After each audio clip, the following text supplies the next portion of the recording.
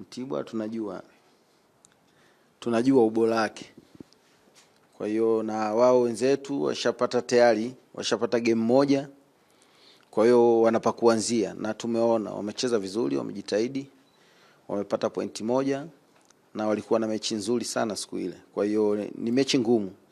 Itakuwa mechi ngumu kwa sababu watakuwa na morali kutokana na mechi waliocheza, lakini yote kwa yote kesho game. Kwa hiyo sisi tumejipanga, nimekaa na wachezaji wangu na najua jinsi gani tuweze kucheza na Mtibwa ili tuweze kuambulia pointi 3.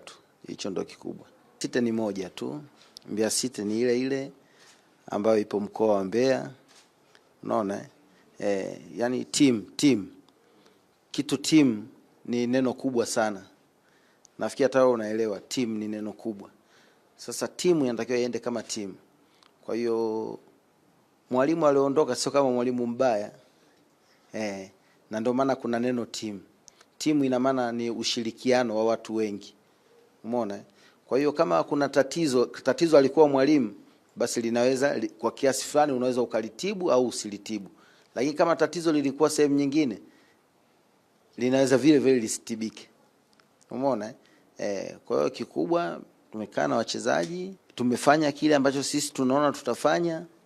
Sasa ni wao kwenda kuingia kwenye mchezo, kwa sababu wachezaji ni wale wale ambao mwalimu alikuwa anawatumia na sisi tutawatumia wao. Kwa hiyo ni kukaa chini pamoja ili kuangalia timu inafanyaje ili ilikosea wapi na inatakiwa irekebishe wapi ili kuweza kwenda kupata matokeo. Lakini yote kwa yote nafikiri tumetrain vizuri tu na wachezaji na tumeelekezana nini cha kufanya. Kwa hiyo tuombe Mungu kesho, kikubwa kuomba uzima, wachezaji wawe salama ili wakafanye kazi yao ambayo tutawatuma. Sasa unajua vitu vingine ni vya kiufundi. Unaona vitu vingine vya kiufundi, yani mimi mwalimu na wachezaji wangu. Yani haiwezekani sasa hivi vita ya Urusi na Ukraine ukamwambia Putin, hebu tuambie utaendaje kumshambulia nani? Ukraine utamshambulia vipi? Unaona? Sasa hii ni vitu vya kiufundi. Mimi nakaa na wachezaji wangu kwa Mtibwa tumeona na Simba wanacheza hivi. Kwa hiyo strong point yao ipi hii hapa? Unaona? Kwa hiyo tuwaheshimu kwenye strong point yao, tuwe makini na tuangalie udhaifu wao uko wapi. Huu hapa. Basi sisi tuweze kufanyaje? Kupita huku. Lakini sasa siwezi kukwambia nitakuja vipi, ndio nimekupa mfano. Yaani sasa hivi Putin aanze kusema bwana nitatumia skadi sijui nini. Sasa yule si anajikinga kule. Na vitu vya ufundi huwezi kuzungumzia kwenye press. Unaona? Vitu vya ufundi uwanjani pale. Umeona?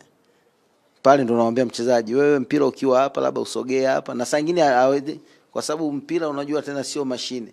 Unaweza kumwambia hapa muda wa game ule labda speed imemshinda kachelewa au kanani. Kwa hiyo vitu vya kiufundi mimi nafikiri tuache viishie wapi? Viishie kule. Hapa yawe masuala ya kimsingi tu. Haya masuala ya porojo tuachie kina Alikamwe, kina Kifaru, unaona? Sisi tuzungumzia tu vitu kiufundi zaidi.